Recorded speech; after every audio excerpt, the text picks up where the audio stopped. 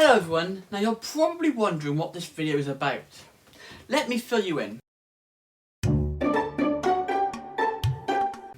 So in 2019 I did the fantastic show Godspell, right? This is the DVD of the actual thing, not our production. Now I documented it as I did in years 10 and 11 of school, right? In 2011 we would have done Pirates of Penzance, but because of COVID, this series was shut down. I would have had the role of the Pirate King. A fantastic role, right? Oh, better far to live and die, under the brave black flag I fly. If this video gets to 30 likes, I'll sing the rest of the song. Now, in 2021, we were able to do a show, right? It's not as long as Godspell or Pirates of Penzance, but it's just as good. It's 45 minutes long, which is half of the duration of Godspell or Pirates of Penzance. Right. Now this is also probably my longest video yet, because there is just so much to talk about. It was a fantastic experience. Now this was the first time I was in the Monday night group, because I was always in the Saturday group from years 7 to 10 or 11. Right, it's quite flexible, the group age. From Monday group, it tends to be from year 10 until the age of 18 or 19, depending on what you're doing. Right? Now at first, I was really nervous. I felt nowhere near as good as the Monday night group, but it turned out they're really nice. I knew most of them. I knew that they were already nice, because our theatre company is like one huge family, but I didn't think I'd fit in as well. You know, people talking about all the college stuff and the A-level stuff, I didn't think I'd fit in.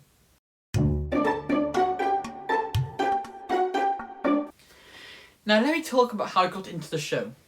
I've been doing a drama exam named Trinity.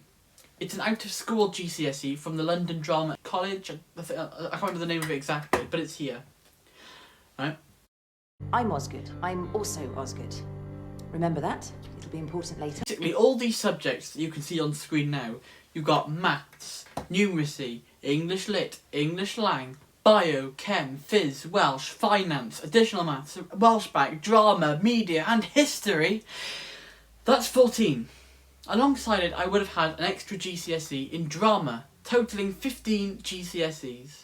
That's going to be a huge help. Right? Now in Trinity, we were practicing. You needed to be able to recite the poem and talk about it after, to be able to perform a drama piece and sight read or learn a quote from somebody, or English literature. I was doing Leisure by William Henry Davies for my poem. Right? I would actually talk about the poem, how the writers use different techniques and words to convey a meaning or message. An extract from The Witches for my drama piece. Right? And I was going to do something on Doctor Who from Terry Nation on the Daleks. But we never finished talking about that because of the show we're doing right now. Right? Now Trinity was paused, luckily, because I would never have remembered both Trinity and the show. Right? Now anyways, during one of the practices we were told, because we were all in the same sort of like, all in the same room, right? And there were 3 of us that were moving up to Monday night's group all at the same time. Me, Ellis and Archie. Right? During one of our Trinity lessons we had to read from the script, taking it in turns. So Ellis would say line 1, I say line 2, Archie line 3 and so on. I loved the script and I think fate chose me when it came my turn to read, because I had the only sacred, precious F-bomb in the play. I said that word so passionately and loved every microsecond of it. We were asked if we wanted to be in it. Naturally, I said yeah. Now, it was a script. It was a script commissioned from the National Theatre, and we were able to perform it, right, to have the rights to perform it. This is my script. I just grabbed a random script, right, and this has been my script for ever since. We have the rights to perform and hopefully record it. Now we can't have a live audience because of the Rona, but it will be streamed online, right? But no, I just grabbed the random script and it's got my lines and the entire script on it. Now during the first 2 rehearsals, it was just a case of workshopping. Now what I mean is, you'll read the play, What's it about? Who are the characters? What's the plot? Right? I have to be careful what I say because I don't want to give away personal details. We played some drama games. We found out have several meanings, right? That are quite deeper meanings than just play a game, have fun. If you're playing a drama game looking really silly and having a laugh, one, that helps to boost your confidence in front of everyone and on stage. Because you're not going to look silly on stage if you're being stupid, messing around, having fun, playing these drama games. Right? And two, to warm and wake you up. Now, I will show you one of the games through the power of terrible editing. I am a samurai and this is my sword. Heap! Ha ha! Ho! Or Splat, where you literally listen for your cues. Splat! Bang! That's fun. And then we had a few hours where we literally just say lines, but in different ways. So for example, say this line as if you're bored. Say them as if you're ecstatic. Say them as if you're a superhero, etc. to see how lines should be said. Let's pick a random line from this play. Okay. For example, the line is, "This is getting out of hand." You might be like, "This is getting out of hand. This is getting out of hand. This is getting out of hand." Right? It's really entertaining. Next, everyone has a piece of paper and you're told that you're to write down everyone's name and state whether you're better off as someone who plays lots of minor roles, or just one consistent part, or just as someone who joins in the background. Right? There was another option, I can't remember what it was called. It's your character actors, your something actors and something else actors. I can't remember the names of them. Now the only problem was, being new, I didn't know anyone else apart from Ellis and Archie, apart from a few others that I knew from Saturday nights that moved up. Right? Now we had to have someone non-discreetly tell us who people were. This is Evan, and over there, next to the two girls, right, is Josh, and next to him is Bethany. Say hi, Bethany! Right? It was quite embarrassing, but hilarious to look back on. I put myself in to play head boy. Looking back, I'm glad I didn't get it. Right? I wanted head boy because, right, but the whole point of acting is to be something you're not, really. So I'm sort of glad I didn't get that. Right? I'll explain later. I also found out I wasn't supposed to cast myself. We never did this in Saturday group, where you write down everyone's name and associate them with a thing. So I think I could be forgiven. A few days go by and we dish out roles and lines. Now at first I wasn't happy to be a character actor because I didn't think I'd be in the show that much. I couldn't have been more wrong. But only I get to say the word fucking in the play. You can keep your headmaster roles and your head boy roles. I've got the F-bomb. When you're in a theatre, that's quite the honour. Ellis was gutted. It's become a running gag that he wanted that line, and I was winding him up about it. But anyways, you could tell how inexperienced I was with Monday group. I have 3 main scenes out of 20, right, where I'm in front of everyone else with a group. An additional 3 with me involved literally in the scenes. Right, and during every scene though, you do sit behind the actors performing in front of you, so you never actually leave the stage. So in a way, everyone's in all 20, but with me actually in them, there's 6. Right, so that's pretty good. That's a pretty good ratio. There's no going off stage. You just sit there, wait your go, react to what's going on, and don't be boring. Right.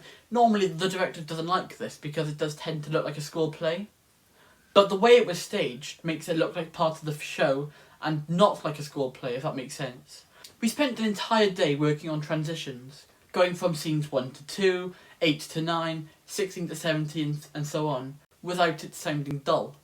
I love this company. It's the little things that make the shows the best they can possibly be, right? Because I don't think many other places would focus like an entire day on just the transitions between scenes.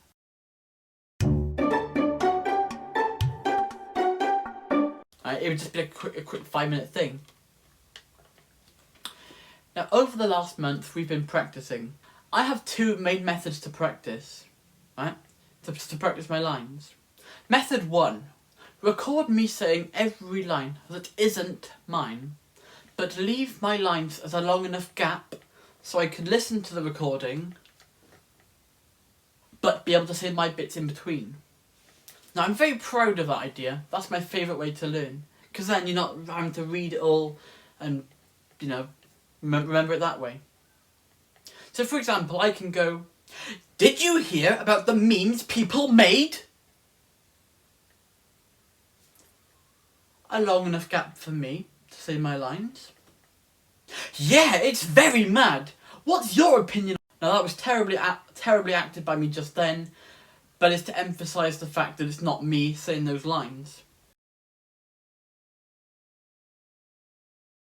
Trying to say the line next, then move the paper down over the next one. It's very basic, but it can work. Right? It can, and it does work, but it doesn't compare to number 1, which is my favourite method. Now, my main scenes are scenes 7, 10 and 15. As the show goes on, it seems to be more difficult and longer scenes. In scene 7, I say 2 phrases, 2 hashtags, right? In scene 10, I have about a 2-minute, maybe 3-minute scene. And in scene 15, it's about 5 minutes long. Now, I learnt scene 7 first, because that was really easy. I just had to remember 2 hashtags. That's pretty easy enough for a teenager, right? Very easy. I learnt that in about 5 seconds. Good thing, really, because scene 15 was so hard to learn. Then I did scene 10. Now, this one had a bit of trouble because we kept changing the lines and who said them. The script was written in a way that it wasn't obvious who says what. Now, this was done on purpose, okay? You weren't explicitly told which characters had what. As a result, our drama company have more creative freedom. I learnt it in the end, though.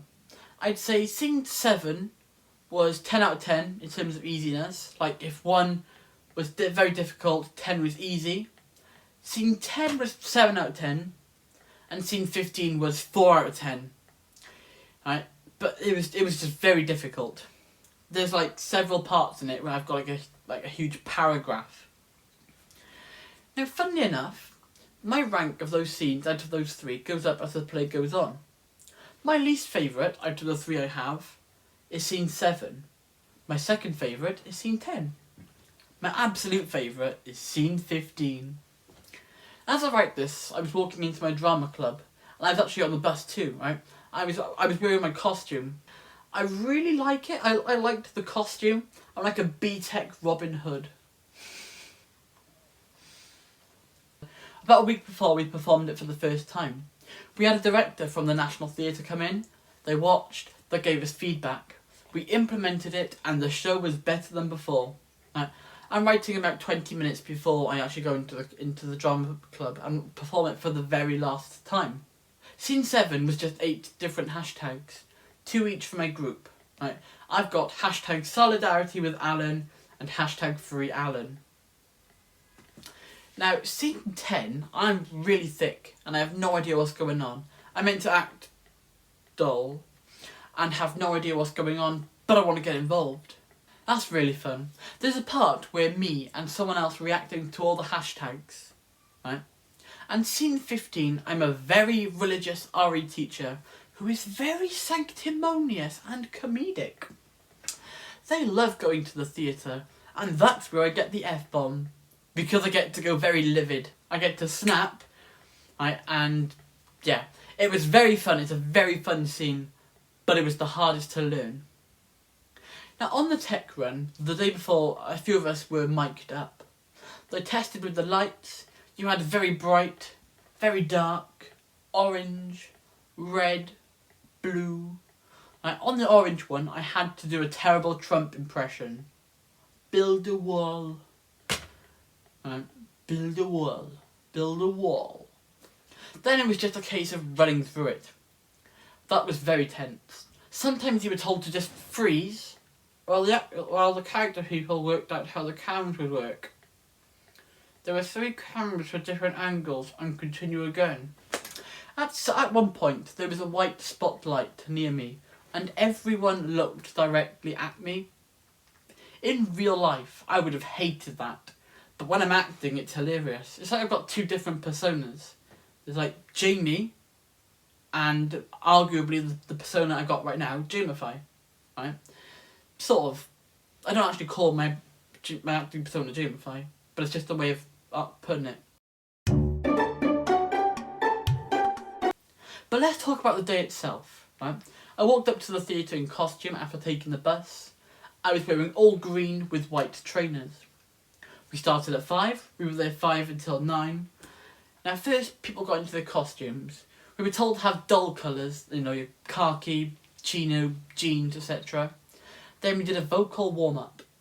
My favourite one is the toffee. You move your mouth around as if you're chewing a toffee to wake up your face muscles. Right. Then we were mic'd up. It's like headphones attached, so it's like, I would use my phone as a device, but iPhone 7 and up don't have headphone jacks.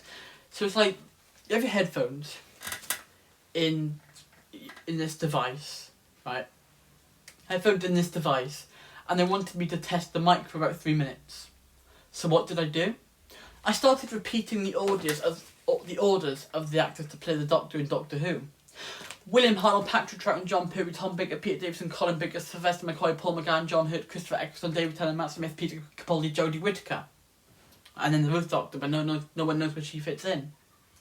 And so many before the first Doctor now.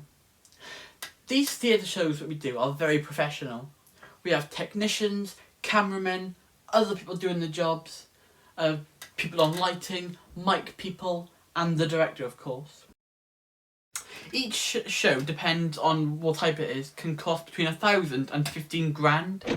Godspell was around 12 grand, right? I'm not sure how much this show costs, but once that was done, we actually had to just perform it. Because of COVID, we didn't have a live audience. However, we are recording it to be live streamed online. This is actually day 2 of recording it because this is so long. It's like a documentary, isn't it? So we set everything up. You've got your mics, your rostra, yes, the chairs, sat in them, waited for the cue to begin, and we did!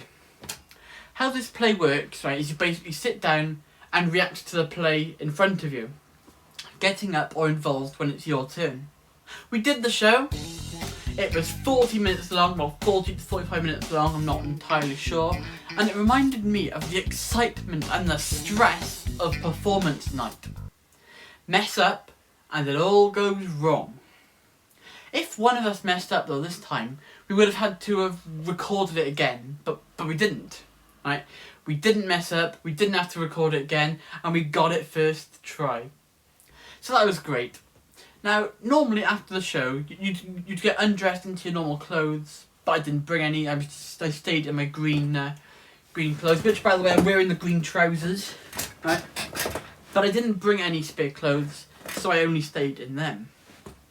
We only had one recording night. If it was a normal show, like before COVID, with Godspell, Pirates of Penzance and the other ones, there would have been 3 nights and four performances of it, so it didn't matter. We went and got pizza. Me, Ellis and Archie. Now we looked at the menu for Pizza Hut. This is the bit where, if they're watching, they'll be watching for this bit. Domino's and Papa John's, but they didn't take cash. We chose what we wanted for Pizza Hut. We went halves, right? I brought £10 expecting to spend less than £5 on chips or McDonald's, which was going to be the plan. But we went to Pizza Hut and chose this deal on the menu, right? Now when we ordered it, the man said our order came to £40. Now I love pizza and food in general, but I'm not paying that. Now it turned out there was an error in the system or something, because it ended up being £20. Now, I think we had the wrong thing really, but I don't know where we messed up, but it came to that £20, and who were me and Ellis to argue? So we both spent £10 on pizza. Now, after waiting 30 minutes for our extortionate pizza, it was a medium-sized pizza for £10, We walked back to our acting club and we ate our pizza. Archie got burnt. We covered his cost for the time for around £4 to £5-ish, and he got this.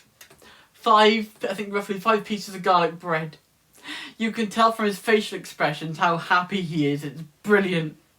Now, because I've taken the account of him, I did promise I'd show this clip. This got nothing to do with me. It's all Archie. Yeah, it's filming. He generally was. Hello, Jamify channel. Your man. He ate like a king that day. He's vegetarian, so he wouldn't have wanted any of our meaty pizza. Now, I had a medium meat feast, which would normally cost around £5. I took a very blurry photo of it. I didn't want to make it obvious, so I took the photo. Right? So my £5 pizza cost £10, and Ellis had something similar.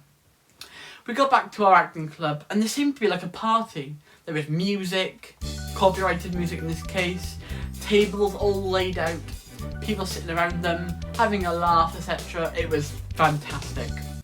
I love my drama group. It's like one big family. There's no like, look over there for that friendship group, or you go over there for that friendship group, or don't go anywhere near those because they won't have anyone else in their friendship group. Everyone belongs everywhere, and it's fantastic. The pizza was really nice for £10, and catching up with everyone was decent.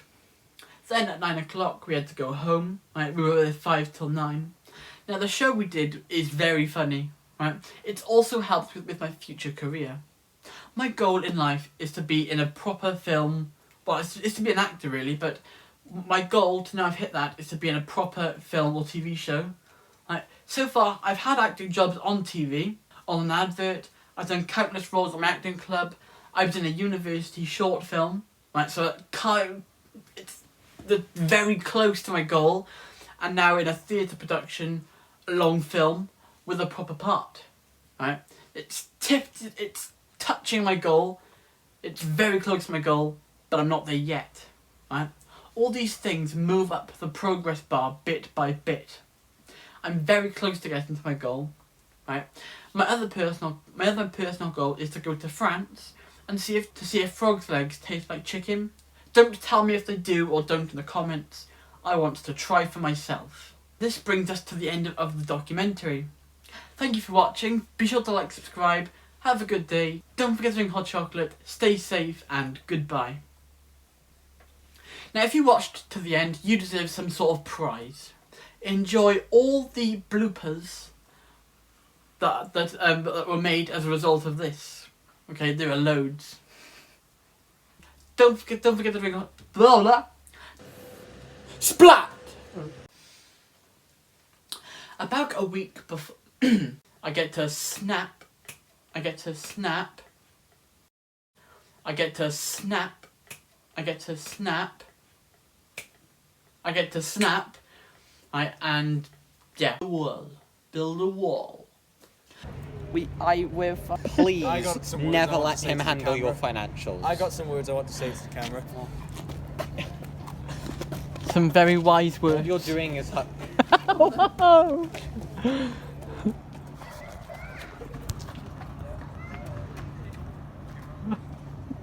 Walking past with our pizza we paid £20 for.